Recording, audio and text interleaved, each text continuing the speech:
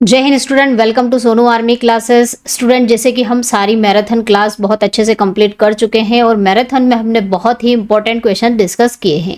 Marathon का मैं बोल रही हूँ सभी बच्चे जो इस क्लास को देख रहे हैं, जिन्होंने नहीं मैराथन की क्लास करी है वो एक बार ज़रूर कर लीजिएगा स्टूडेंट, क्योंकि बहुत सारे क्वेश्चन अभी जीडी की एग्ज़ाम हुई है, जितने भी एग्ज़ाम हमारी एग्ज़ाम से पहले हो रहे हैं सभी में हमारी मैराथन से क्वेश्चंस पूछे जा रहे हैं। तो बहुत इंपॉर्टेंट है, मैराथन को बहुत अच्छे से कर लेना स्टूडेंट। तो हम सब कुछ रिवाइज कर चुके हैं, हमारा सारा रिवीजन कंप्लीट हो चुका है। अब हम हमारे रिवीजन को आंकना चाहते हैं और ये भी देखना चाहते हैं कि कोई सा ऐसा टॉपिक तो नहीं है जो एग्जाम में प्रीवियस ईयर्स में पिछले सालों में पूछा गया है और हमारा छूट गया है। तो इसीलिए हम ओरिजिनल पेपर की सीरीज आप लोगों के लिए लेकर आए हैं। तो ये जो ओरिजिनल पेपर हैं ये आपके लगातार एग्जाम के एक दिन पहले तक चलेंगे, तो इनको करके आप अपना आकलन भी कर सकते हैं कि हाँ, हमारी तैयारी बिल्कुल बहुत अच्छे से हो गई है। और अगर आपका कोई सा टॉपिक छूट भी जाता है तो आप इनके माध्यम से कवर कर लीजिएगा। चलिए, तो ये जो ओरिजिनल पेपर है हम आज सॉल्व करने वाले हैं स्टूडेंट। ये है लुधियाना का पेपर है, बिल्कुल ओरिजिनल पेपर ही हम आज की क्लास में डिस्कस करेंगे स्टूडेंट। तो चलिए, ये जो पेपर है बिना किसी देरी के हम स्टार्ट कर लेते हैं। इसकी पीडीएफ आपको मिल जाएगी। एप्लीकेशन, जिन बच्चों ने एप्लीकेशन पर बैच ज्वाइन करा है उनको टेस्ट सीरीज के साथ इसकी पीडीएफ मिल जाएगी स्टूडेंट। तो स्टूडेंट, अगर आप और भी ओरिजिनल पेपर, इसके अलावा लुधियाना का पेपर आज हम सॉल्व करने वाले हैं, इसके अलावा अगर आप दूसरा पेपर भी देखना चाहते हैं कि कितने ओरिजिनल पेपर्स हैं और क्या क्या पूछे गए हैं, जिन्होंने देख लिए बहुत अच्छी बात है, जिन्होंने नहीं देखे वो प्लेलिस्ट को फॉलो कर सकते हैं। प्लेलिस्ट में मैंने मॉडल पेपर ओरिजिनल पेपर के नाम से प्लेलिस्ट बनाई है, उसमें जितने भी नर्सिंग असिस्टेंट के इस साल हमने जितने भी पेपर सॉल्व किए हैं, जितने भी ओरिजिनल पेपर सॉल्व किए हैं वो सभी आपको मिल जाएंगे। चलिए, तो हम स्टार्ट कर लेते हैं इस पेपर को स्टूडेंट। पहला क्वेश्चन है जीके का, पूछा जाता है। फर्स्ट पोर्शन आपका जीके का 10 नंबर पूछे जाते हैं। नेगेटिव मार्किंग का जरूर ध्यान रखें पेपर करते टाइम। अगर बिल्कुल बहुत ज़्यादा कंफ्यूजन है आपको कि नहीं ये तो आंसर हो ही नहीं सकता, फिर भी आप टिक लगाना चाहते हो तो मत लगाइएगा, माइनस मार्किंग है, आपके मार्क्स कट जाएंगे। और टाइमिंग का भी ध्यान जरूर रखें। चलिए, तो पहला क्वेश्चन देख लेते हैं हम। छोटा तिब्बत किस इलाके को कहते हैं? तो which area is known as little Tibet? तो लिटिल तिब्बत किसको कहते हैं, कौन से एरिया को कहते हैं स्टूडेंट? तो हमारा जो, जी हाँ, लद्दाख वाले भाग को छोटा तिब्बत के नाम से जाना जाता है। ध्यान रखिएगा, लद्दाख का जो पहाड़ी भाग है वो छोटा तिब्बत के नाम से जाना जाता है।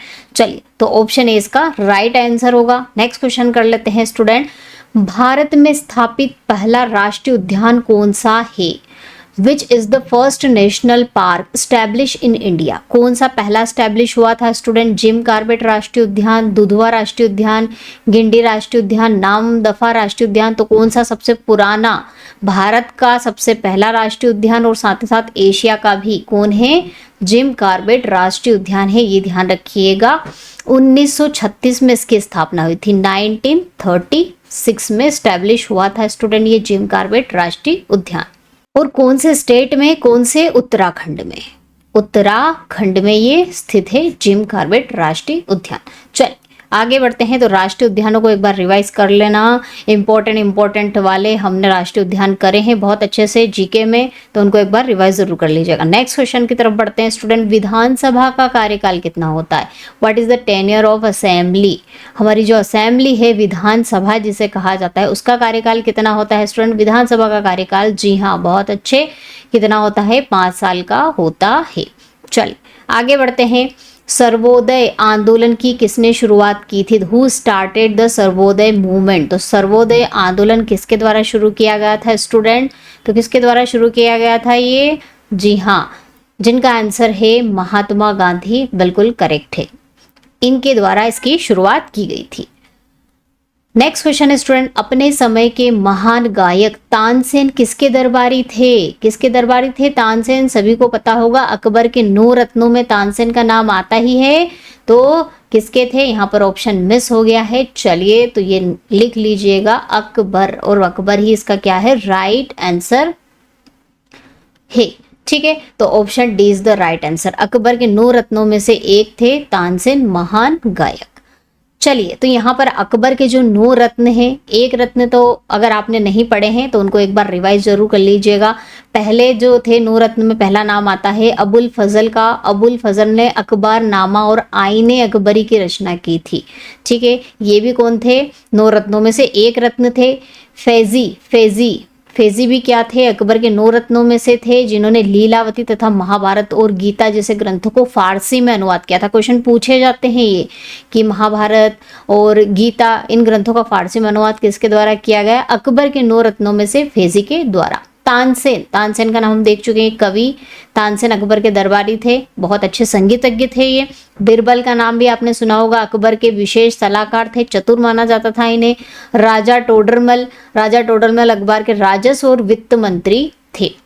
राजा मानसिंह अकबर की सेना के प्रधान सेनापति थे और मनसबदार थे महाराजा मानसिंह। कहाँ के थे ये? जयपुर के। और आमेर राजा भारमल के पुत्र थे, भारमल के पुत्र राजा मानसिंह। 7वें नवरत्नों में से नाम आता है अब्दुल रहीम खान ए खाना। अब्दुल रहीम खाना इन्हें कहा जाता है। कौन थे ये? रहीम, अब्दुल रहीम खाना रहीम एक प्रतिष्ठित कवि थे और अकबर के संरक्षक बैरम खान के बेटे थे। बैरम खान, अगर आपने अकबर की मूवी देखी होगी उसमें बैरम खान का नाम सुना होगा। विशेष व्यक्ति जुड़े हुए थे अकबर से, उनके बेटे का नाम था ये भी 9 रत्न में शामिल थे। हकीम हुक्काम अकबर के निजी चिकित्सक हकीम थे। मुल्ला दो प्याजा, इन्हें प्याज खाने का शौक था इसलिए इनका नाम मुल्ला दो प्याजा रखा गया। और ये रसोइया थे, खाना बनाते थे। तो सभी 9 रत्नों के नाम आपको पता होना चाहिए, पूछे जा सकते हैं एग्जाम में। भी एक पूछा गया तानसेन, तो दूसरा भी पूछा सकता है। 9 रत्नों के नाम बस याद कर लीजिएगा। चलिए आगे बढ़ते हैं। नेक्स्ट क्वेश्चन पूछा गया था स्टूडेंट इस पेपर में, भारत का सबसे बड़ा खनिज उत्पादक राज्य कौन सा है? Which is the largest mineral producing state of the India. तो सबसे ज्यादा खनिज, अलग अलग वेराइटी यहाँ पर खनिजों की मिलती है। कहाँ पर मिलती है स्टूडेंट? जी हाँ, झारखंड। बिल्कुल, option B is the right answer. सबसे ज्यादा खनिज उत्पादक राज्य कौन सा है? झारखंड है। चलिए आगे बढ़ते हैं नेक्स्ट क्वेश्चन की तरफ। टीपू सुल्तान कहाँ के शासक थे? Where was the Tipu Sultan the ruler of. कहाँ के रूलर थे ये? राजा थे, एम्परर थे। हैदराबाद, मैसूर, बीजापुर या अहमदनगर। तो कहाँ के थे स्टूडेंट? जी बिल्कुल, मैसूर के थे। नेक्स्ट, दिल्ली के लाल किले का निर्माण किसके द्वारा करवाया गया था? Who build the red fort of the Delhi. जब हमने मैराथन क्लास करी थी स्टूडेंट, तो उसमें मैंने जिन्होंने भी जो चीज़ें निर्माण करी है, कुतुब मीनार हो गया, आपका लाल किला हो गया, ये सब हमने डिस्कस किया, आपको आई होप याद ही होगा। तो लाल किले का नाम भी मैंने बताया था, किसके द्वारा इसका निर्माण किया गया स्टूडेंट? जी हाँ बिल्कुल, शाहजहां के द्वारा। चलिए आगे बढ़ते हैं नेक्स्ट क्वेश्चन। सूर्य प्रकाश के स्पेक्ट्रम में कितने रंग होते हैं? तो कितने रंग होते हैं सभी को पता ही होगा, बहुत इजी क्वेश्चन पूछा गया था। 7 रंग होते हैं, 7 के नाम भी आप सभी को पता होंगे। बेजानी, हेपी, नाला, ये याद करने की ट्रिक है, जिसमें आपका यहाँ पर बैंगनी, कौन सा कलर है? बैंगनी। नाम भी पता होना चाहिए, जरूरी नहीं साथ ही पूछे हर बार। जामुनी, नीला, ह से हरा, प से पीला, और ना से नारंगी, और ला से लाल। ठीक है, ये सारे कलर हैं, 7 कलर काउंट कर लीजिए, 1 2 3 4 5 6 7 कलर। ठीक है, VIBGYOR,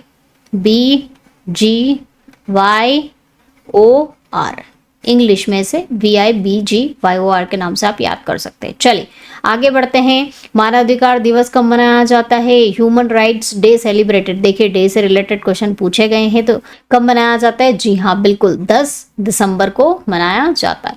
चलिए 10 क्वेश्चन हमारे जीके के कंप्लीट हो गए। अब हमारा नेक्स्ट पोर्शन जो आता है मैथ्स का आता है, लेकिन मैथ्स हम नहीं करेंगे क्योंकि मैथ्स के इसके क्वेश्चन मुझे मिल नहीं पाए थे, इसीलिए मैथ्स का क्वेश्चन पोर्शन जो है यहाँ पे मैं स्किप करती हूँ। डायरेक्ट हम फिजिक्स के क्वेश्चन सॉल्व करेंगे। चलिए, तो फिजिक्स का क्वेश्चन हम स्टार्ट करेंगे स्टूडेंट। यदि तार की लंबाई दुगनी कर दी जाए तो उसका प्रतिरोध कितना होगा? If the length of the wire is double then the resistance.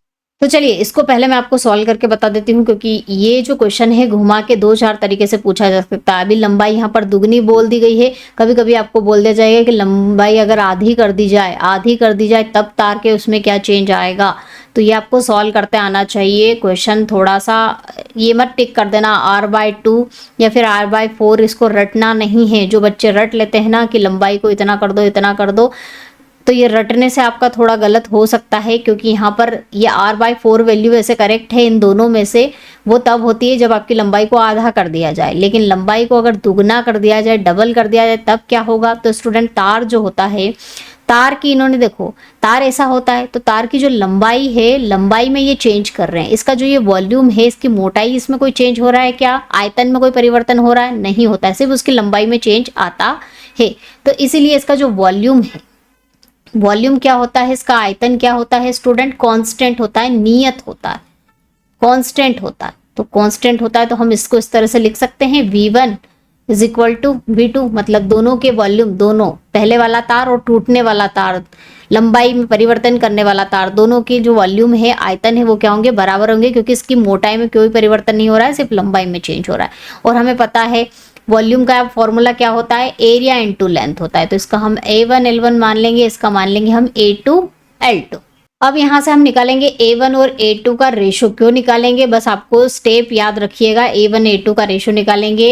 अब यहाँ पर आपकी आ जाएगी L2 डिवाइड बाय L1, और इन्होंने कहा है कि पहले की लंबाई अगर L1 है तो दूसरे वाले की लंबाई क्या हो जाएगी? जस्ट उसकी डबल, दैट मीन्स 2L1 हो जाएगी। किसका मान?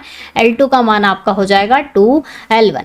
चलिए, तो ये वैल्यू यहाँ पर हम पुटअप कर देते हैं। तो A1 और A2 का यहाँ से आपका रेशो आ जाएगा। L2 का मान कितना आ जाएगा? ट्वाइस ऑफ L1, पहले वाले की दुगनी कर दिए, लेंथ की, लंबाई। तो ये आपका L1 से L1 कैंसिल, तो यहाँ आ जाएगा आपका 2:1 रेशो। ये तो आ गया आपका A1 और A2 का मान। अब हमें पता है इन्होंने क्या पूछा है कि प्रतिरोध का क्या होगा। तो प्रतिरोध का फॉर्मूला क्या होता है? रेजिस्टेंस का formula rho L divide by A, ये प्रतिरोध का फॉर्मूला होता है। तो हमने मान लिया पहले वाले का प्रतिरोध R है और दूसरे वाले का R डैश है, तो ऊपर वाले प्रतिरोध का मान हम रखेंगे रो L1 डिवाइड बाय A1, और दूसरे वाले का रखेंगे रो L2 डिवाइड बाय A2। तो ये रो से रो कैंसिल हो गई। अब यहाँ पर हमने A1 और A2 का मान जो निकाला था, इसलिए निकाला था क्योंकि यहाँ पर हमें ज़रूरत पड़ेगी, इसलिए प्रतिरोध का जब रेशो निकालेंगे तो L1 L2 और A1 A2 एरियाओं की या क्षेत्रफलों की हमें ज़रूरत पड़ेगी। चलिए, तो आगे इसको सॉल्व कर लेते हैं स्टूडेंट। आगे इसको सॉल्व करेंगे तो आपका R और R डैश का जो रेशो आएगा वो क्या आएगा? L1 डिवाइड बाय L2, और ये हो जाएगा आपका A2 into A2 divide by A1। ये A2 ऊपर चला गया और L1 आपका नीचे आ गया। अब यहाँ पर सभी के मान रख दो। आपको पता है L1 L2 क्या है? दुगनी कर दिए तो 2L1 हो जाएगा मान। A2 और A1 का रेशो यहाँ से निकाल लो। कितना निकाला था हमने? A1 और A2 का रेशो 2 डिवाइड बाय 1 निकाला था, तो A2 और A1 का रेशो उल्टा कर देंगे तो 1 डिवाइड बाय 2 हो जाएगा। L1 से L1 कैंसिल। आपका जो नया रेशो आएगा और दोनों रेजिस्टेंस का, दोनों प्रतिरोध का, वो आएगा 1 डिवाइड बाय 4। तो फाइनली जो R डैश का मान आएगा कितना आएगा? R का 4 गुना आएगा। इसी तरह से अगर यहाँ पर ये दे रखते स्टूडेंट की लंबाई को अगर मैं आधी कर दूं, लंबाई को अगर आधी कर दूं तो ये जो आपका मान आएगा वो क्या आएगा? R divide by 4। तो ध्यान रखिएगा, दुगना और हाफ मतलब R डिवाइड बाय 2 और 2R वैल्यू कभी नहीं आएगी। लंबाई को अगर आप आधा करोगे या फिर दुगना करोगे तो 4 ही वैल्यू आएगी। तो बहुत सारे बच्चों को कंफ्यूजन होता है, तो कंफ्यूज नहीं होना है। अभी हमारा आंसर कितना आया है स्टूडेंट? अभी हमारा मान देख चुके हो आप, 4 गुना आया है। तो इस तरह से इसको आपको करना है। देखो, लंबाई यहाँ पर दुगनी है तो तिगनी भी दे सकते हैं। क्वेश्चन सेम रहेगा आपका। हो सकता है सेम क्वेश्चन आपका एग्जाम में रिपीट कर दे कि लंबाई को आधी कर दे या लंबाई को दुगनी कर दे। जो बच्चे इस झमेले में नहीं पढ़ना चाहते कि हमें इतना बड़ा सॉल्यूशन नहीं करना, तो उनको मैं बता दूं, अगर लंबाई दुगनी होगी तो रेजिस्टेंस आपका 4 गुना हो जाएगा। लंबाई अगर आधी होगी तो रेजिस्टेंस आपका 1/4 हो जाएगा, 1/4 हो जाएगा। ये ध्यान रख लीजिए बस। हाँ, अगर दुगनी की बात नहीं हो रही, 3 गुना या फिर ऐसा कुछ दे दिया, तो आपको ये सॉल्यूशन पूरा करके देखना पड़ेगा। तो दोनों तरह से आप इस क्वेश्चन को कर सकते हैं, आपकी मर्जी। चलिए नेक्स्ट क्वेश्चन कर लेते हैं स्टूडेंट। नेक्स्ट क्वेश्चन है फोटोन किसकी इकाई है? किसकी इकाई है फोटोन? फोटोन शब्द हमने कहां पर देखा? लाइट से जुड़ा हुआ, लाइट की इकाई है। लाइट के बंडल्स को कहा जाता है। तो किससे जुड़ी हुई है? प्रकाश से जुड़ी हुई है। चलिए आगे बढ़ते हैं। ट्रांसफार्मर का उपयोग विद्युत शक्ति गृह और घरों या कारखानों के बीच में होता है। ट्रांसफार्मर्स आपने देखे होंगे कहां पर यूज किए जाते हैं? इलेक्ट्रिक पावर प्लांट में, होम में या फैक्ट्रीज में यूज किए जाते हैं। तो किस लिए किए जाते हैं स्टूडेंट? जल्दी से बताइए, किस लिए किए जाते हैं?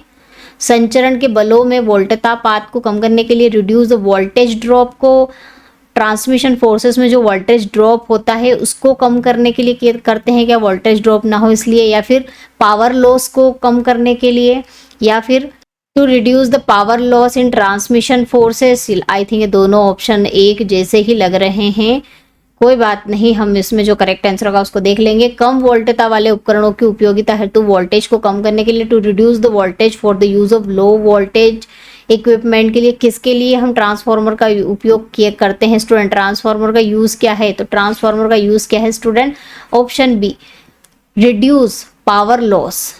पावर का लॉस किसमें, ट्रांसमिशन फोर्सेस में, यानी कि संचरण के बलों में विद्युत के क्षय को कम करने के लिए ट्रांसफार्मर का उपयोग किया जाता है। चलिए आगे बढ़ते हैं। अगर पृथ्वी पर कोई वायुमंडल नहीं होता तो आकाश कैसा दिखता है, क्वेश्चन सारे हम कर चुके हैं, ठीक है। तो कैसा दिखाई देगा, काला, क्योंकि ना तो रिफ्लेक्शन होगा ना रिफ्रैक्शन होगा, कुछ नहीं होगा, तो सारे जो लाइट है वो ऐसी कैसी चली जाएगी, ना तो रिफ्लेक्ट होगी ना रिफ्रैक्ट होगी, ना अपवर्तित होगी ना ही परावर्तित होगी, इसलिए काला दिखाई देगा। चलिए आगे बढ़ते हैं।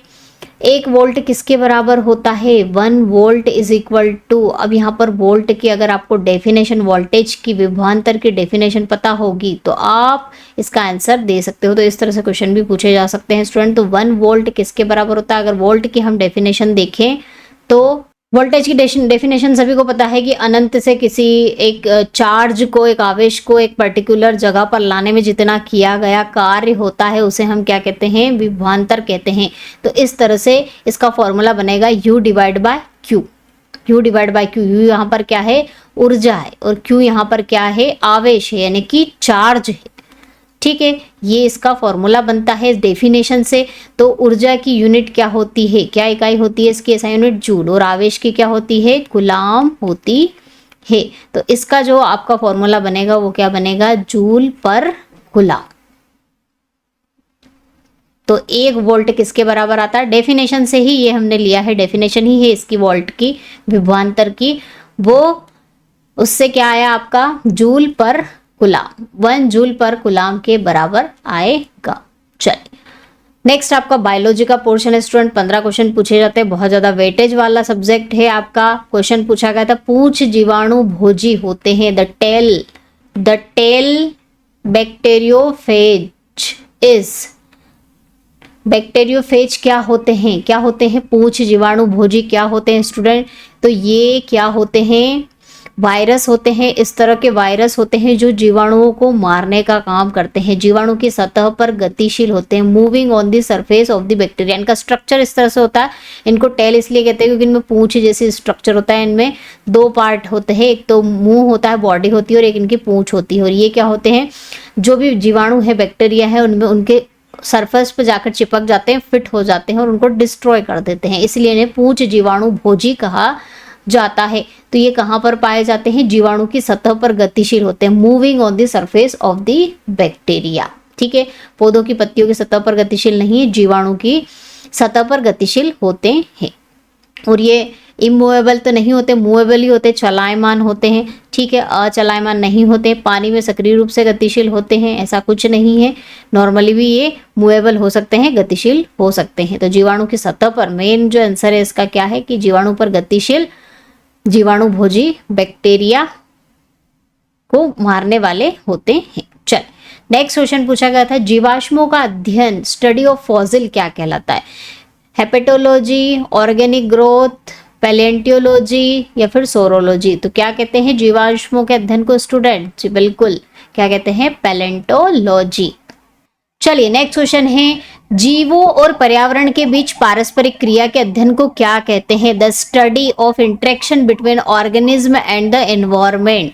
तो पर्यावरण और जीवों के बीच में इंटरेक्शन किस तरह से होता है, कैसे दोनों एक दूसरे के ऊपर डिपेंड होते हैं, इसके अध्ययन को हम क्या कहते हैं, डेफिनेशन हम पढ़ चुके हैं स्टूडेंट, क्या कहा लेता है, ये पारिस्थितिकी, इकोलॉजी, इकोलॉजी की ये डेफिनेशन है। चलिए नेक्स्ट क्वेश्चन कर लेते हैं, जोड़ों में किसके संचय के कारण गाउट होता है, जिसे हम आर्थराइटिस भी कहते हैं। ये आर्थराइटिस का एक टाइप है जिसमें गाउट बन जाता है, गाउट जिसे कहते हैं। और ये क्वेश्चन भी हम एग्जाम हमारी क्लासेस में बहुत बार कर चुके हैं, मैराथन में भी आपको ये क्वेश्चन मिला होगा।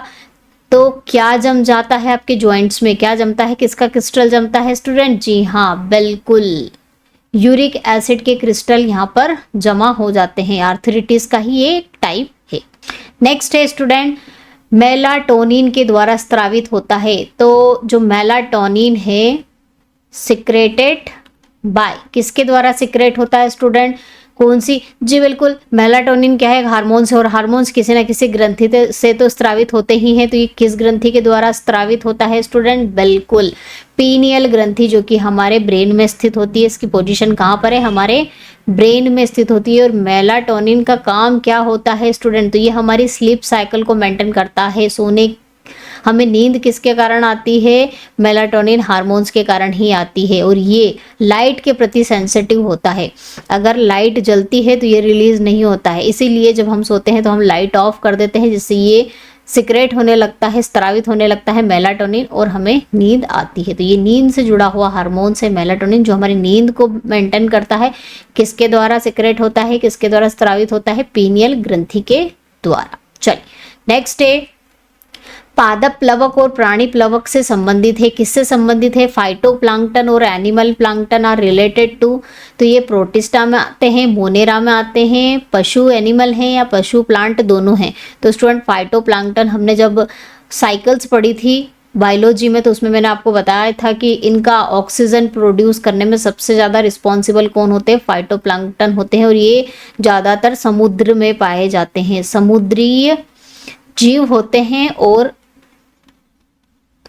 पौधे, दोनों को फाइटोप्लैंक्टन कहते हैं। तो ये जीव भी होते हैं और पौधे भी होते हैं, दोनों होते हैं। तो बिल्कुल ऑप्शन डी इसका आंसर होगा। और ये समुद्रों में पाए जाते हैं। समुद्र में जो वाटर साइकिल चलती है, पूरी साइकिल चलती है हमारे सी की, उसके लिए बहुत बड़ी कड़ी है ये फाइटोप्लैंक्टन। और ऑक्सीजन का मैक्सिमम प्रोडक्शन अगर पूछा जाए ना पूरी दुनिया में कौन करता है, मतलब हमारी पृथ्वी पर कौन करता है, तो वो फाइटोप्लैंक्टन ही करते हैं। ये आपके आते हैं एनीमिलिया में, जंतु जगत में आते हैं ये, ठीक है, जंतु जगत में इन्हें शामिल किया गया। और इसमें पौधे भी शामिल हैं, ठीक है। तो दोनों कैटेगरी वाले जो होते हैं, पौधे भी होते हैं और प्लांट भी होते हैं, फाइटोप्लैंक्टन इन्हें कहा जाता है, और एनिमल प्लैंक्टन, ठीक है। आगे बढ़ते हैं, निम्न में से क्या दुचेरिया बेनक्रॉफ्टी के संक्रमण से प्रभावित होता है? Which of the following is affected by the infection with दुटेरिया बेनक्रॉफ्टी। तो कभी कभी बीमारियों से जुड़े हुए ऐसे क्वेश्चन पूछे जाते हैं जो इनडायरेक्टली होते हैं। अब ये जो दुटेरिया बेनक्रॉफ्टी है, ये फाइलेरिया का नाम आपने सुना होगा। जैसे ही फाइलेरिया आपके दिमाग में आता है तो आपको हाथी पांव बीमारी जरूर आ जाती होगी। तो यह फाइलेरिया जो गोल कृमि है उसकी कैटेगरी में आता है। ये कौन? दुचेरिया बेनक्रॉफ्टी। एलिफेंटेसिस होती है इससे, एलिफेंटेसिस की बीमारी, हाथी पांव, जिसमें पांव हाथी के जैसे हो जाते हैं, फाइलेरिया वर्ग का ही है ये। तो ये किसको अफेक्ट करता है? किसको अफेक्ट करता है? आपके नर्वस सिस्टम को, रेस्पिरेटरी सिस्टम को, ब्लड सर्कुलेशन को, लिम्फेटिक सिस्टम को। तो ऑब्वियसली किसको करता है? ये लसिका तंत्र को। तो इस तरह से इनडायरेक्टली क्वेश्चन में भी एग्जाम में पूछे जाते हैं। चलिए आगे बढ़ते हैं, निम्न में से कौन सा पारदर्शी ऊतक है? Which of the following transparent tissue. तो हमने अलग अलग टाइप के टिश्यू आपने देखे होंगे, तो उनमें से जो ये कार्टिलेज होती है, कार्टिलेज सबसे हल्की होती है। ऑब्वियसली टिश्यू सब मोटे होंगे, लेकिन जो कार्टिलेज होती है वो थोड़ी सी लाइट होती है। तो ट्रांसपेरेंट टिश्यू हमको कहाँ मिलेंगे? कार्टिलेज में मिलेंगे। लेकिन कौन से कार्टिलेज में मिलते हैं स्टूडेंट? ये काचाभ उपास्थि, यानी कि हाइलिन कार्टिलेज, जो कि आपको कहाँ पर मिलती है? आपकी नोज में, आपके वॉइस बॉक्स में, फेरिंग्स लेरिंग्स बोलते हैं जिसे, है ना, स्वर तंत्र में, वहां पर मिलेगी। आपकी नाक में भी मिलती है ये हाइलिन कार्टिलेज। चलिए नेक्स्ट क्वेश्चन है, खनिज पौधों द्वारा के रूप में अवशोषित होते हैं। Minerals are absorb by the plant in the form of. किस फॉर्म में खनिज पौधों के द्वारा अवशोषित किए जाते हैं? क्या कंपाउंड? ऐसा कैसे? नाइट्रोजन है तो नाइट्रोजन को, या फिर अमोनिया है तो अमोनिया में ही उसको ले लेंगे। मिक्सचर के फॉर्म में, मॉलिक्यूल्स के फॉर्म में, आयंस के फॉर्म में। किस फॉर्म में? हमने एक क्वेश्चन पढ़ा, अगर आपको इस तरह से क्वेश्चन में आप एग्जाम में अटक जाओ तो थोड़ा सा कनेक्ट करके आंसर देने की कोशिश जरूर करना। हमने ये तो नहीं पढ़ा कि पौधों जो है खनिज किस फॉर्म में एब्जॉर्ब करते हैं, अवशोषित करते हैं, लेकिन हमने ये पढ़ा था कि पौधे जो होते हैं नाइट्रोजन को किस फॉर्म में एक्सेप्ट करते हैं? नाइट्रेट के फॉर्म में। और नाइट्रेट क्या है? ये नाइट्रेट क्या होता है, क्या है ये, एक आयन ही तो है, क्या है ये, आयन है। इसीलिए हम बोल सकते हैं इनडायरेक्टली कि जो पौधे हैं खनिजों को किस फॉर्म में एक्सेप्ट करते हैं, किस में ग्रहण करते हैं, आयनों के फॉर्म में। तो इस तरह से भी आंसर देना आपको आना चाहिए। चलिए नेक्स्ट है, अंडे का निषेचन जिस स्थान में होता है वह कहलाता है। तो प्लांट से रिलेटेड क्वेश्चन पूछा गया है। प्लांट में रिप्रोडक्शन से बहुत सारे क्वेश्चन पूछे जाते हैं, बहुत अच्छे से आपको रिकॉल जरूर कर लेना एक बार एग्जाम से पहले। The place where fertilisation of the egg takes place is called, पराग नली में होता है क्या, तो पराग नली हमने देखी थी, यहाँ पर हमारा स्टेगमा स्टाइल होता है।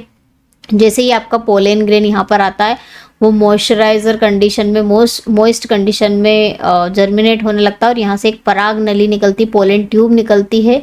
तो यहाँ से जो स्पर्म है वो आता है कहाँ पर, अंडाणु के पास आता है यहाँ पर। और अंडाणु में क्या मिलता है आपको, एम्ब्रायो से भ्रूण कोश, यहाँ पर क्या होता है, फर्टिलाइजेशन होता है, निषेचन होता है, ध्यान रखिएगा। एंथर में नहीं होता है, स्टिग्मा में भी नहीं होता है, पोलन ट्यूब तो सिर्फ रास्ता है उसको पहुंचाने का अंडाणु तक, एम्ब्रायो से तक। चलिए नेक्स्ट क्वेश्चन है, निम्न में से कौन सा कथन गलत है, which of the following statement is wrong, कौन सा स्टेटमेंट रॉन्ग है स्टूडेंट। अब देखिए क्वेश्चन को एक बार हम पढ़ेंगे फिर बताते हैं कि क्वेश्चन किस तरह से भी बन सकते हैं एग्जाम में।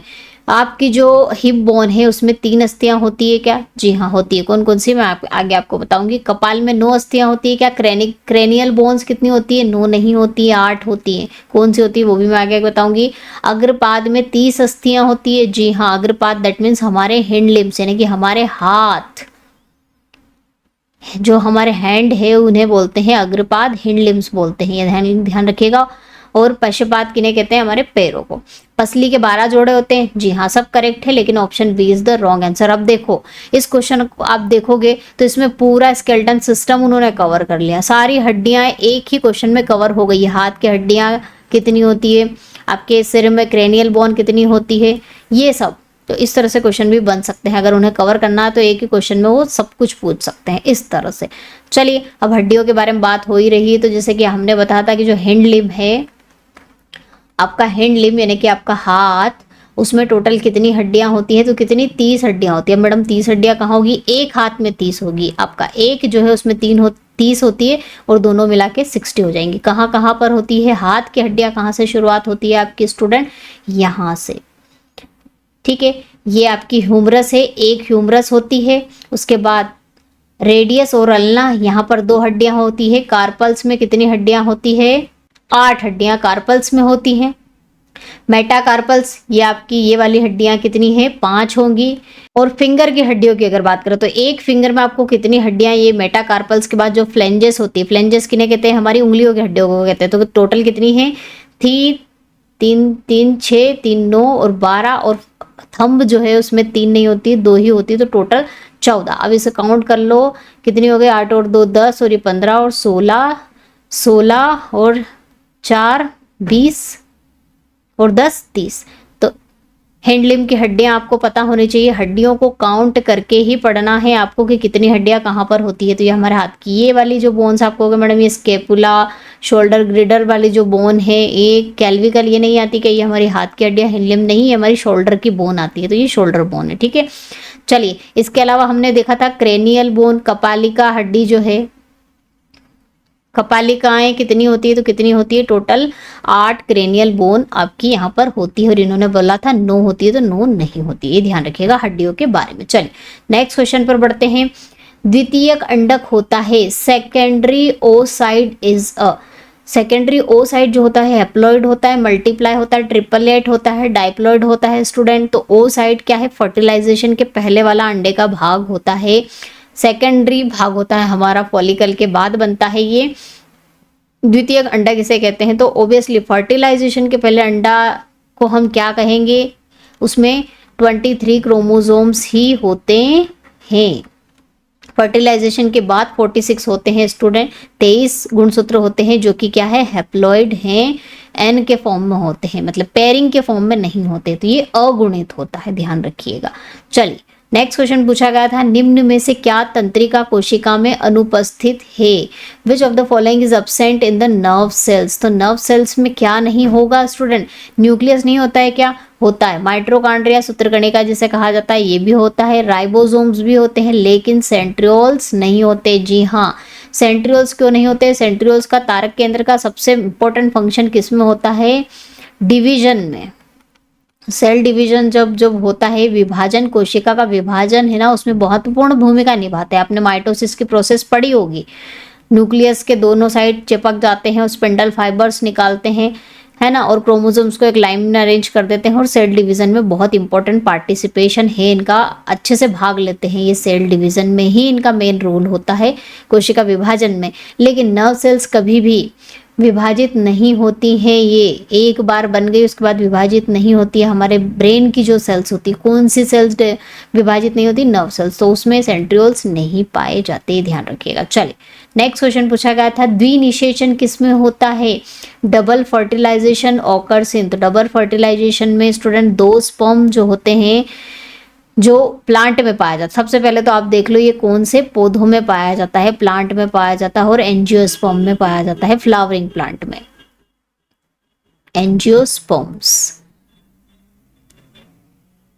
है ना, फूल वाले पौधे जिन्हें कहते हैं जिम्नोस्पर्म्स, एंजियोस्पर्म्स आपने सुना होगा, उसमें डबल फर्टिलाइजेशन होता है। अगर पूछ लिया जाए एग्जाम में कि डबल फर्टिलाइजेशन किस कैटेगरी में पाया जाता है, तो एंजियोस्पर्म की कैटेगरी में पाया जाता है। अब इन्होंने यहाँ पर नाम पूछ लिया है पौधे का, तो एंजियोस्पर्म में बहुत सारे पौधे हैं, उसमें से कौन से पौधे में डबल फर्टिलाइजेशन होगा? पाइनस, ये सब एंजियोस्पर्म में नहीं आते हैं। कौन सा आता है? डालबर्गिया, ध्यान रखिएगा। डालबर्गिया में डबल फर्टिलाइजेशन होता है। और डबल फर्टिलाइजेशन होता क्या है? तो डबल फर्टिलाइजेशन तो ऑब्वियसली दो बार फर्टिलाइजेशन होगा, दो बार निषेचन होता है। तो पहला जो निषेचन होता है, पहला फर्टिलाइजेशन होता है, वो किसका होता है? पहला फर्टिलाइजेशन में जो स्पर्म होता है, शुक्राणु होता है, वो किसको फर्टिलाइज करता है? एग को निषेचित करता है, अंडे को, पहला स्पर्म। और दूसरा स्पर्म किसको फर्टिलाइज करता है? केंद्रीय कोशिका को। दो भाग पाए जाते हैं, एक पाया जाता है आपकी एग सेल, अंडे वाली सेल, उसको फर्टिलाइज करता है, और दूसरा जो शुक्राणु होता है, स्पर्म होता है, वो आपकी सेंट्रल सेल को, केंद्रीय कोशिका को फर्टिलाइज करता है। तो इस तरह से डबल फर्टिलाइजेशन होता है, जो किसकी कैटेगरी है? एंजियोस्पर्म की। और एंजियोस्पर्म की कैटेगरी में आता है आपका डालबर्गिया। डालबर्गिया जो है, इसी में आपने शीशम की लकड़ी सुनी होगी, शीशम की लकड़ी बहुत ज्यादा यूज आती है। शीशम का जो पेड़ है, शीशम का प्लांट है, शीशम प्लांट, वो इस कैटेगरी में आता है, ये ध्यान रखिएगा। चलिए नेक्स्ट क्वेश्चन है, निम्नलिखित में से कौन सा एक ट्राइग्लिसरॉल्डिहाइड है? Which of the following is a triglyceraldehyde? तो मैंने आपको लास्ट में जो पढ़ाई थी केमिस्ट्री इन एवरीडे लाइफ, उसमें हमने डिस्कशन भी किया था। ट्राइग्लिसरॉल्डिहाइड किन्हें कहते हैं? ये एस्टरीकरण की प्रक्रिया होती है, जिसमें क्या? ऑयल और क्या बनते हैं? फैट्स और ऑयल बनते हैं, वो प्रोसेस होती है एस्टरीकरण, जिसमें ऑयल और तेल को क्या कहा जाता है? ट्राइग्लिसरॉल्डिहाइड कहा जाता है, क्योंकि इसमें ग्लिसरॉल्डिहाइड का समूह उपस्थित होता है। चलिए नेक्स्ट है कैलेमाइन। कैलेमाइन क्या है? कैलेमाइन का फॉर्मूला यहाँ पर पूछ लिया, सभी को पता होगा। कैलेमाइन एक अयस्क है, किसका अयस्क है? जिंक का। Option B is the right answer, ZnCO3। Zinc carbonate को क्या कहा जाता है? कैलेमाइन कहा जाता है। चलिए नेक्स्ट है परमाणु जिसमें उच्च वैद्युत ऋणात्मकता होती है, उसमें क्या होता है? The atom which has high electronegativity. तो हाई इलेक्ट्रोनेगेटिविटी डेफिनेशन सभी को पता होगी। विद्युत ऋणात्मकता क्या होती है? कि इलेक्ट्रॉन पेयर को अपनी ओर अट्रैक्ट करना, अपनी ओर आकर्षित करने का जो गुण होता है, उसे हम क्या कहते हैं? इलेक्ट्रोनेगेटिविटी, विद्युत ऋणात्मकता कहते हैं। तो ये किसके बराबर हो सकती है? कम इलेक्ट्रॉन बंधुता के बराबर हो सकती है क्या ये? Has low electron affinity. तो इलेक्ट्रॉन एफिनिटी क्या होती है? सबसे पहले तो आपको वो पता होना चाहिए। तो इलेक्ट्रॉन एफिनिटी का मतलब ये है कि इलेक्ट्रॉन अगर इसको दे दिया है, किसी भी एटम को इलेक्ट्रॉन दे देने पर जो ऊर्जा रिलीज होती है, जो ऊर्जा निकलती है ना, इलेक्ट्रॉन देने पर जो ऊर्जा निकलती है, उसे इलेक्ट्रॉन एफिनिटी कहते हैं। और इलेक्ट्रॉन निकालने पर, इलेक्ट्रॉन को निकालने पर जो ऊर्जा की आवश्यकता होती है, एब्जॉर्ब होती है, आवश्यकता होती है उसे हम क्या कहते हैं, आयनाइजेशन पोटेंशियल कहते हैं। तो इलेक्ट्रॉन एफिनिटी, आयनाइजेशन पोटेंशियल और इलेक्ट्रोनेगेटिविटी, इन तीनों की डेफिनेशन बहुत अच्छे से मैंने बताई, याद ही होगी आपको आई थिंक, अभी तो एग्जाम ही आने वाली है। तो ऊर्जा की मात्रा अगर निकलती है तो वो आपकी इलेक्ट्रॉन एफिनिटी है। ऊर्जा अगर आवश्यक है किसी इलेक्ट्रॉन को निकालने के लिए तो वो क्या होती है, आपकी आयनाइजेशन पोटेंशियल होती है। तो और बड़ा आकार, लार्ज साइज तो अभी यहाँ पर बात ही नहीं कर रहे हैं हम। उच्च आयनन क्षमता होगी या कम आयनन क्षमता होगी। तो स्टूडेंट, इलेक्ट्रोनेगेटिविटी अगर स्ट्रॉन्ग है, मतलब कि मजबूत है, उच्च है, उसका मतलब ये है कि ये क्या करता है, बहुत ज़्यादा ताकत से इलेक्ट्रॉन पेयर को अपनी ओर अट्रैक्ट करके रखता है, खींच के रखता है। तो ये किसके बराबर होनी चाहिए, किसके बराबर होनी चाहिए, उच्च आयनन क्षमता के बराबर, हाई आयनाइजेशन पोटेंशियल के बराबर होनी चाहिए। क्यों होनी चाहिए, आयनाइजेशन पोटेंशियल का मतलब क्या है कि उस इलेक्ट्रॉन पेयर को, उस इलेक्ट्रॉन को निकालने के लिए आपको जितनी आवश्यक ऊर्जा की जरूरत पड़ेगी उसे हम क्या कहेंगे, आयनन क्षमता, आयनन ऊर्जा कहेंगे। तो जितनी ज्यादा इलेक्ट्रोनेगेटिविटी होगी, इलेक्ट्रोनेगेटिविटी यानी विद्युत ऋणात्मकता हाई होगी, उतनी ही ताकत से उतनी ही ऊर्जा हमें देनी पड़ेगी उस इलेक्ट्रॉन को निकालने के लिए। इसलिए इलेक्ट्रोनेगेटिविटी, विद्युत ऋणात्मकता किससे हम परिभाषित कर सकते हैं या फिर किसके बराबर बोल सकते हैं, इसमें अगर इलेक्ट्रोनेगेटिविटी आपकी हाई है तो आपकी आयनन क्षमता भी क्या होगी, हाई होगी, उच्च होगी। चल नेक्स्ट है, किसी द्रव्य की शांतता को बढ़ाया जा सकता है। The viscosity of a liquid can be increase by. तो विस्कोसिटी आपकी प्रेशर पर भी डिपेंड करती है और किस पर, टेम्परेचर पर भी डिपेंड करती है। ठीक है, टेम्परेचर पर डिपेंड करती है यानी कि तापमान पर भी निर्भर करती है ये, और प्रेशर पर भी निर्भर करती है यानी कि दाब पर भी निर्भर करती है, दोनों पर निर्भर करती है। अब ताप बढ़ाने पर विस्कोसिटी में क्या होगा, शांतता में क्या परिवर्तन होता है और दाब बढ़ाने पर क्या परिवर्तन होता है, ये हम देख लेते हैं। फिर आप अगर आंसर आपको आता है अच्छी बात है, नहीं आता है तो इसको लास्ट में मेरे साथ साथ सॉल्व करते जाइए। देख लेते हैं हम क्या क्या चेंज आते हैं विस्कोसिटी में, टेम्परेचर चेंज होने पर, तापमान परिवर्तित होने पर। तो आपकी यहाँ पर V से विस्कोसिटी समझ लीजिए, इसको शॉर्टकट में लिख देती हूँ। तापमान अगर आप बढ़ाओगे तो विस्कोसिटी क्या होती है, कम होती है, और प्रेशर आप बढ़ाओगे तो इस विस्कोसिटी क्या होती है, बढ़ती है। ये ध्यान रखिएगा, तापमान के बढ़ने पर शांतता में कमी आती है और प्रेशर बढ़ने पर शांतता भी क्या होती है, बढ़ती है। तो अगर आपको शांतता बढ़ाना है, क्वेश्चन में बढ़ाने का पूछा है, इसलिए आपको क्या करना पड़ेगा, to increase pressure. Option D is the right answer, ये कंसेप्ट ध्यान में रखिएगा। चलिए आगे बढ़ते हैं नेक्स्ट क्वेश्चन की तरफ। डेक्कन प्रोसेस में किसका निर्माण किया जाता है, डेक्कन प्रोसेस हम क्लास में डिस्कस कर चुके हैं। किसके निर्माण की प्रक्रिया है स्टूडेंट, जी हाँ बिल्कुल, क्लोरीन का निर्माण होता है। इसकी पूरी इक्वेशन में आपको लिख देती हूँ ताकि आपको और अच्छे से याद हो जाए। इसमें किस किस का उपयोग किया जाता है, हाइड्रोक्लोरिक एसिड का जब हम ऑक्सीडेशन करते हैं ऑक्सीजन की उपस्थिति में, कैटेलिस्ट आपको यूज करना है कॉपर क्लोराइड, और टेम्परेचर आपका होता है 400 से 450 डिग्री सेल्सियस के बीच में। इस उत्प्रेरक कैटेलिस्ट की प्रेजेंस में जब इन्हें ऑक्सीजन के साथ ऑक्सीकरण किया जाता है तब आपकी बनती है क्लोरीन और बनता है वाटर। ये पूरी प्रोसेस है डेक्कन की जिसमें क्लोरीन का निर्माण होता है। चलिए नेक्स्ट क्वेश्चन कर लेते हैं। ड्यूटेरियम के नाभिक किससे बना होता है, ये क्वेश्चन भी हम एक क्लास में कर चुके हैं student. Deuterium nucleus made up of, तो ड्यूटेरियम सभी को पता होगा 1s2, इसे ड्यूटेरियम कहा जाता है। ये ड्यूटेरियम का फॉर्मूला है। अब इसमें कितने प्रोटॉन है, एक प्रोटॉन होता है और उसमें से इसको माइनस कर देंगे तो न्यूट्रॉन भी कितने निकलेंगे, एक। तो नंबर ऑफ प्रोटॉन भी 1 और नंबर ऑफ न्यूट्रॉन दोनों क्या होते हैं, 1 1 होते हैं, एक होते हैं, एक प्रोटॉन और एक न्यूट्रॉन होता है।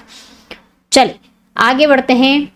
निम्नलिखित में से कौन सा निष्कर्ष रदरफोर्ड के कणों के प्रकीर्णन प्रयोग से प्राप्त नहीं किया जा सकता, तो रदरफोर्ड का पार्टिकल स्कैटरिंग एक्सपेरिमेंट था। इन्होंने नाभिक की खोज, नाभिक की खोज हम देख चुके हैं किसके द्वारा की गई, रदरफोर्ड के द्वारा, और नाभिक की मॉडल भी किसके द्वारा दिया गया, रदरफोर्ड के। तो रदरफोर्ड की अगर बात आए तो नाभिक से न्यूक्लियस से जुड़ी हुई बातें हमारे सामने आती हैं। तो इन्होंने जो ये प्रयोग किया था scattering experiment, particle scattering experiment देखा होगा आपने, तो वो किसकी पुष्टि नहीं करता है, क्या नहीं होता उसमें, परमाणु के अधिकांश स्थान रिक्त होते हैं, most of the space in the atom is vacant होती है, ये तो बताता है। परमाणु की त्रिज्या होती है 10 मीटर नहीं है, 10⁻⁻10 मीटर है, और नाभिक की जो त्रिज्या 10⁻10 मीटर है, 10⁻10 है और ये 10⁻10 है, ये ध्यान रखिएगा। 10⁻10 और 10⁻−10 मीटर है। ठीक है, तो मतलब त्रिज्या कितनी होती है और नाभिक का साइज यानी कि आपका जो नाभिक है उसका आकार कितना होता है ये भी बताता है। ज़्यादा त्रिज्या की वैल्यू पर ना जाते हुए हम यही कंक्लूड करते हैं कि जो एक्सपेरिमेंट किया था रदरफोर्ड ने वो ये बताता है, पहला ऑप्शन कि परमाणु में अधिकांशतः रिक्त स्थान होते हैं, बहुत सारी खाली जगह होती है, सभी जगह जो है एटम आपको नहीं मिलेंगे। परमाणु की त्रिज्या और नाभिक कितना बड़ा होता है इसके बारे में बताया। इलेक्ट्रॉन निश्चित ऊर्जा के एक वृत्ताकार पथ में गति करते हैं, ये बताया था कि नहीं बताया? नहीं बताया। नेक्स्ट ऑप्शन देख लेते हैं हम, स्थिर विद्युत बलों द्वारा इलेक्ट्रॉन और नाभिक एक दूसरे से जुड़े होते हैं। तो नाभिक और इलेक्ट्रॉन एक दूसरे से जुड़े होते हैं किस बल के द्वारा? इलेक्ट्रोस्टैटिक फोर्स के द्वारा, ये भी बताया। अब जो एक्सपेरिमेंट किया था रदरफोर्ड ने, उन्होंने ऊर्जा स्तर के बारे में कोई बात नहीं करी थी। उन्होंने सिर्फ नाभिक और पॉजिटिव होता है और नेगेटिव इलेक्ट्रॉन होते हैं, रिक्त स्थान होता है, इतना साइज होता है नाभिक का, इतनी रेडियस होती है, इतना त्रिज्या होती है, और साथ ही साथ ये जो नाभिक और इलेक्ट्रॉन है एक दूसरे के द्वारा इलेक्ट्रोस्टैटिक यानी कि स्थिर विद्युत बलों के द्वारा जुड़े होते हैं। लेकिन ऊर्जा स्तरों की बात नहीं करी थी कि इस ऊर्जा स्तर में इतने ऊर्जा स्तर जो KLMN है उसकी बात इन्होंने नहीं करी थी। तो ऑप्शन सी क्या होगा? ये नहीं बताता इनका एक्सपेरिमेंट। चलिए आगे बढ़ते हैं। निम्न में से कौन सा सम न्यूट्रॉनिक का एक युग्म है? Which of the following is a iso electronic, है ना? आइसो इलेक्ट्रॉनिक या फिर सम न्यूट्रॉनिक बोल सकते हैं हम। तो सम न्यूट्रॉनिक जिनमें न्यूट्रॉनों की संख्या समान होती है। तो किसमें न्यूट्रॉनों की संख्या समान होगी? ये तो आपका आइसोबार हो गया, जिसमें मास नंबर ऊपर वाले बराबर होते हैं वो आइसोबार होते हैं, और ये भी आपका आइसोबार हो गया। अब ये बचा, अब 23 में से 11 माइनस करो, 24 में से 11 माइनस करो, कितना आ रहा है? माइनस करो जल्दी से, कितना आ रहा है स्टूडेंट? 2 12, और इसमें भी 12। ये 12 12 क्या आ रहे हैं? न्यूट्रॉन्स आ रहे हैं। तो न्यूट्रॉनों की संख्या समान होगी, उसे सम न्यूट्रॉनिक कहा जाता है। तो option B is the right answer. यहाँ पर सी भी मिस हो गया है, तो सी में एक ऑप्शन आप लिख सकते हैं। चलिए कोई अलग से वैल्यू नहीं रखेंगे, हमारा आंसर आ गया, तो नन ऑफ दिस कर लो। नेक्स्ट क्वेश्चन है आपका स्टूडेंट, 1.4 ग्राम नाइट्रोजन में इलेक्ट्रॉनों के कितने मोल है? तो मोल मैंने आपको वैलेंसी वाली क्लास जब पढ़ाई थी आप सभी ने देखी होगी, मैंने मोल्स निकालना भी सिखाए थे। तो मोल्स कैसे निकाले जाते हैं स्टूडेंट, जिनके आंसर नहीं आए हैं वो देख लीजिएगा। मोल्स कैसे निकाले जाते हैं? Number of moles is equal to given atomic weight जो भी आपका दिया है वो, और टोटल वेट या टोटल मॉलिक्यूलर वेट बोल सकते हो, टोटल मॉलिक्यूलर वेट। क्या दिया है आपको यहाँ पर मोलों की संख्या निकालने के लिए? जो आपका वजन दिया है, जो भी वेट दिया है 1.4 ग्राम, टोटल मॉलिक्यूलर वेट। अब नाइट्रोजन का टोटल मॉलिक्यूलर वेट कितना होता है स्टूडेंट? कितना होता है? 14 28, कितना होता है? 28 होता है। इसको सॉल्व कर लीजिए। चलिए पॉइंट हटा देती हूँ मैं, 14 एकम 14, 14 दूना 28, और ये हो जाएगा आपका 0.5 डिवाइड बाई 10, दैट मीन्स क्या आया? 0.05 मोल। तो इस तरह से मोलों की संख्या निकालना मैंने सिखाया है, किस तरह से निकाली जाती है।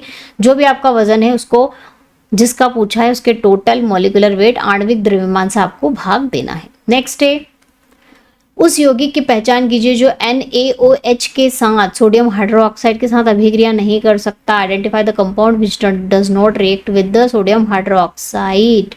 तो स्टूडेंट बहुत ही लॉजिकल क्वेश्चन पूछा है। वैसे ये चीज़ हम पढ़ चुके हैं, लेकिन हमें पता नहीं है कि हमने ये पढ़ लिया कैसे। यहाँ पर देखो सारे कंपाउंड, बेरिलियम, ये सिलिकॉन डाइऑक्साइड, ये B2O3 और CaO कैल्शियम ऑक्साइड का नाम यहाँ पर दिया। अब सोडियम हाइड्रोक्साइड क्या है स्टूडेंट? क्या है? एक बेस है। बेस है, हमें पता है ये क्या है? मेटल का।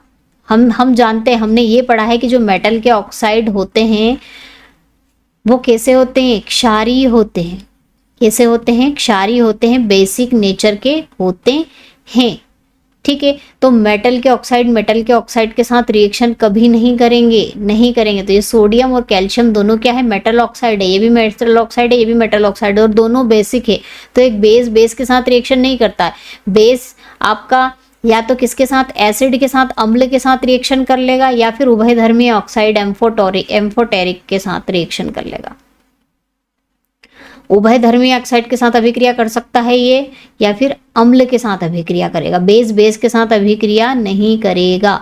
और ये भी क्या है, अम्लीय ऑक्साइड है, और ये भी अम्लीय ऑक्साइड है। हमें पता है ना धातुओं के ऑक्साइड अम्लीय होते हैं, सोडियम भी धातु है, कैल्शियम भी धातु है, अम्लीय ऑक्साइड है। और नॉन मेटल के ऑक्साइड क्या होते हैं, अम्लीय होते हैं। तो ये एसिडिक है, इसके साथ अभिक्रिया कर लेगा, इसके साथ भी अभिक्रिया, ये भी एसिडिक है, अम्लीय है, ये भी अम्लीय है, ठीक है, इनके साथ अभिक्रिया कर लेंगे। लेकिन किसके साथ अभिक्रिया नहीं करेगा, कैल्शियम, क्योंकि दोनों एक जैसे ही हैं। ये भी क्षारीय ऑक्साइड, क्षारीय ऑक्साइड, क्षार के साथ अभिक्रिया नहीं करता, इसलिए राइट आंसर क्या होगा, ऑप्शन डी। इस तरह से लॉजिकल क्वेश्चन भी पूछे जाते हैं। नेक्स्ट है, निम्नलिखित में से कौन रासायनिक परिवर्तन नहीं है। देखिए, फिजिकल चेंज, केमिकल चेंज से क्वेश्चन पूछ लिया गया। वायु में मैग्नीशियम का जलना, मैग्नीशियम ऑक्साइड नया प्रोडक्ट बनेगा, ये तो है। चांदी की चम्मच का बदरंग होना, सल्फाइड की परत चढ़ जाएगी, हमने देखा था, कोरोजन हो जाता है हाइड्रोजन सल्फाइड की प्रेजेंस में, ये भी है। इसमें भी नया प्रोडक्ट बन जाता है। जल का विद्युत अपघटन, इलेक्ट्रोलिसिस ऑफ वाटर, ये भी केमिकल चेंज ही है, इसमें भी आयंस में ब्रेक डाउन होते हैं, दूसरा दूसरे के साथ जुड़ जाता है। आयोडीन का ऊर्ध्वपातन, अब मैंने कहा कि जितनी भी स्टेट चेंज होती है वो किस में आती है, आपकी भौतिक परिवर्तन में, तो ये राइट आंसर होगा। चलिए नेक्स्ट क्वेश्चन है, निम्नलिखित में से कौन सा पदार्थ सबसे मजबूत है। Which of the following substance is strongest. तो स्टूडेंट जब स्ट्रॉन्गेस्ट सब्सटेंस की बात आती है, मजबूत की आती है, तो वो कौन सा है, ग्रेफिन है। ये किसका अपरूप है, अपरूप है, ये एलोट्रॉप है। किसका एलोट्रॉप है, ये कार्बन का अपरूप है। अब आप कहोगे मैडम आंसर तो हीरा आना चाहिए। हीरा, अगर हार्डेस्ट पूछ लिया जाए ना, हार्डेस्ट, कठोर, तो सबसे कठोर पदार्थ है आपका हीरा, डायमंड। ये भी क्या है, कार्बन का ही अपरूप है। लेकिन स्ट्रॉन्गेस्ट में आता है आपका ग्राफीन, ये ध्यान रखिएगा। चलिए आगे बढ़ते हैं। बेंजीन आसानी से संकलन अभिक्रिया नहीं गुजरती, क्यों बेंजीन में आसानी से एडिशन रिएक्शन नहीं होती, क्यों, क्योंकि इसमें क्या पाया जाता है, रेजोनेंस, अनुनाद। Option A is the right answer. अनुनाद स्थिर प्रणाली को संरक्षित किया जाना है। Resonance stable system is to be conserved रहता है इसमें, इसीलिए आसानी से ये एडिशन रिएक्शन नहीं दिखाते हैं। निम्न में से किस धातु में गेलेना नामक अयस्क पाया जाता है, गेलेना, PbS। किसका अयस्क है, Pb क्या है, लेड है, सीसा है। गेलेना का ये फॉर्मूला होता है। चलिए आगे बढ़ते हैं। नाइट्रोजन के ऑक्साइड कितनी ऑक्सीकरण अवस्था दिखाते हैं। Oxides of the nitrogen show variable oxidation state ranging from, तो अमोनिया में अगर हम देखें तो -3 ऑक्सीडेशन स्टेट है, निकाल के देख लो। और N2O5 में मैक्सिमम कितनी है, +5 ऑक्सीडेशन स्टेट है। तो कितनी रेंज है, मिनिमम -3 और कहाँ तक, +5 तक। -3, -2, -1, 0, 1, 2, 3, 4 और 5, यहाँ तक कितनी ऑक्सीडेशन स्टेट ये दिखाता है नाइट्रोजन के ऑक्साइड्स। ठीक है आगे बढ़ते हैं। हाइड्रोजन गैस को सल्फ्यूरिक एसिड के साथ किसकी अभिक्रिया से तैयार किया जा सकता है। ये भी क्वेश्चन लॉजिकल है, पढ़ चुके हैं, लेकिन आपको समझ में नहीं आएगा कि हम इसका आंसर क्या दें। Hydrogen gas is prepared by the reaction of dilute H2SO4। तो मैंने आपको बताया था कि जब भी मेटल रिएक्शन करती है एसिड के साथ, है ना, और क्या बनाती है, सॉल्ट बनाती हैं, और हाइड्रोजन गैस क्या कर देती है, रिलीज कर देती हैं, सभी को पता है। लेकिन मैंने बताया था कि कौन से एसिडों के साथ कौन सी धातुएं रिएक्शन करती हैं। तो डाइल्यूट के साथ कौन सी रिएक्शन करती है, सोडियम हो गया, पोटेशियम हो गया, आपका कैल्शियम हो गया, जिंक है, ये सब आपके डाइल्यूट के साथ रिएक्शन कर सकती हैं। बाकी जो मेटल है कॉन्सेंट्रेटेड एसिड के साथ रिएक्शन करेगी, और नीचे वाली मेटल तो एसिड के साथ रिएक्शन नहीं करती है, जैसे Au, Ag, प्लेटिनम, ये तीनों तो रिएक्शन ही नहीं करती हैं। तो हीलियम का तो नंबर ही नहीं आएगा यहाँ पर। बाकी बचा आपका तांबा, नीचे आता है, ये कॉन्सेंट्रेटेड एसिड के साथ अभिक्रिया करता है। मरकरी, पारा, ये भी नीचे आता है। तो राइट आंसर क्या होगा आपका, जिंक। ठीक है, तो इस तरह से लॉजिकल क्वेश्चन भी एग्जाम में पूछे जाते हैं। तो स्टूडेंट एग्जाम से पहले तक हम इसी तरह के ओरिजिनल पेपर जो हमने अभी तक डिस्कस नहीं किए हैं वो सारे डिस्कस करेंगे, ताकि आपको आइडिया लग जाए कि हमारा और कोई सा टॉपिक छूटा हुआ है तो हम उसको कवर कर लें। तो स्टूडेंट मिलते हैं हम कल एक और ओरिजिनल पेपर के साथ। तो सभी बच्चे अच्छे से प्रिपरेशन करें, सभी स्टूडेंट को ऑल द बेस्ट, और जय हिंद, जय भारत, वंदे मातरम।